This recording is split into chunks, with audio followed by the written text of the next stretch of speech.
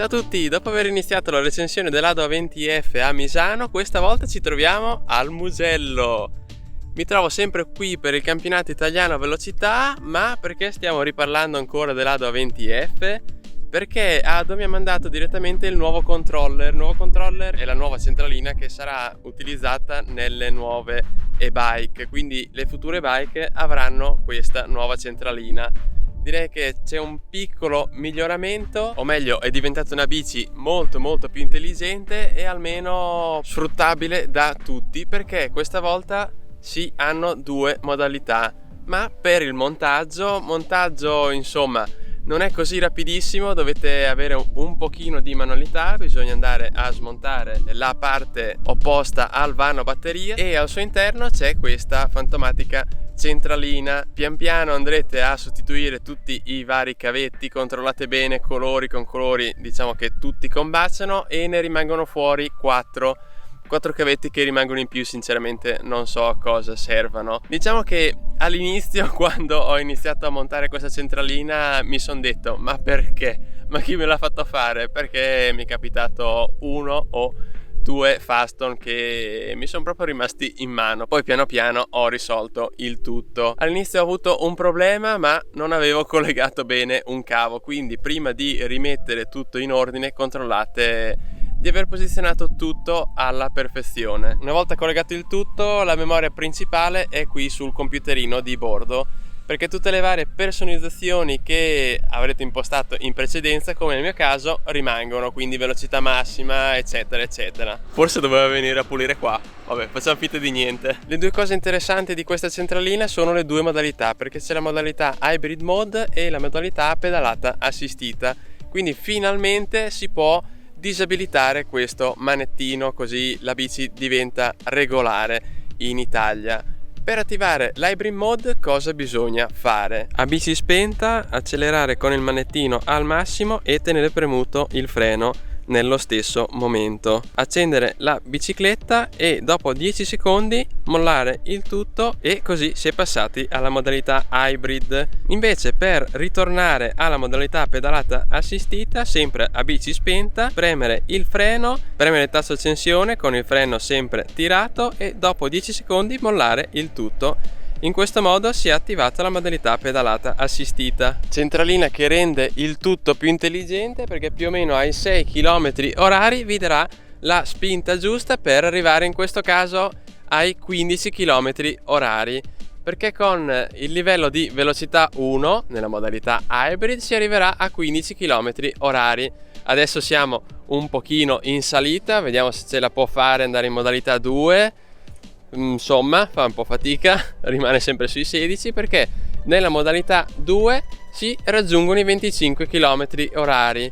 Poi nella modalità 3, guardate, si disabilita completamente la possibilità di pedalata assistita e si accelera tramite il manettino. Invece abilitando la pedalata assistita sulla velocità 1 si raggiungono sempre i 15 km orari, velocità 2 20 km orari, velocità 3 25 km orari, così va a disabilitare, come vi dicevo prima, il manettino.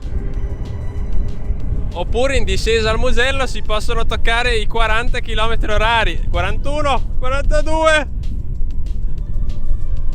44, proviamo a incarenarci. Penso di avervi fatto vedere più o meno tutto, non ci sono grosse novità con questo cambio di centralina. Se voi vi domandate mi conviene cambiare questa centralina, sempre se siete possessori di Ado A20F, dovrebbe essere compatibile anche con Ado A20 SNI. Diciamo che non cambia praticamente nulla, diventa il tutto molto più intelligente e si ha la possibilità di avere pedalata assistita proprio al 100% senza andare a utilizzare il manettino. Non si guadagna nulla per quanto riguarda la batteria. Oggi l'ho utilizzata soprattutto più o meno come monopattino, quindi ho fatto i 40 km circa e quindi batteria non si guadagna assolutamente nulla, e questo aggiornamento ha un costo di 31 euro circa. Ho visto che c'è su AliExpress, spedito dalla Cina, non ci sono costi doganali e nient'altro. Quindi se volete acquistarlo vi dovete mettere lì di buona voglia e andare a sostituire la vecchia centralina, altrimenti consiglio mio, tenetela così. Poi si vedrà sulle prossime Ado Bike.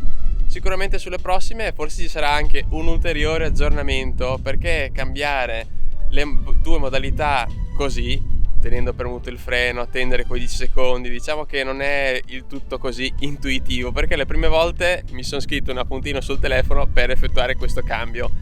Sì, non è così intuitivo, però diciamo che Ado si sta impegnando e sta ascoltando tutte le varie esigenze dei clienti. Per qualsiasi altra informazione scrivetemi qua sotto nei commenti. Un salutone e alla prossima su YouWinBlog.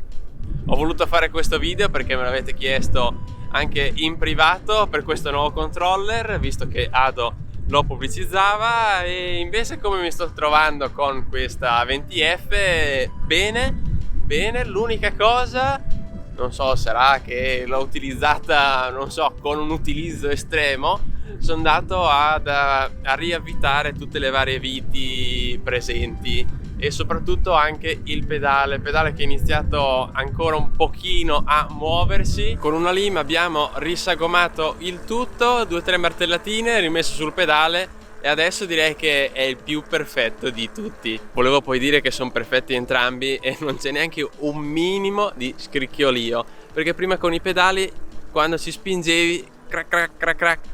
Comunque tutto perfetto e possiamo festeggiare insieme i 100 km di questa Fatbike A20F grandissima. Colpo di clacson? No, doppio.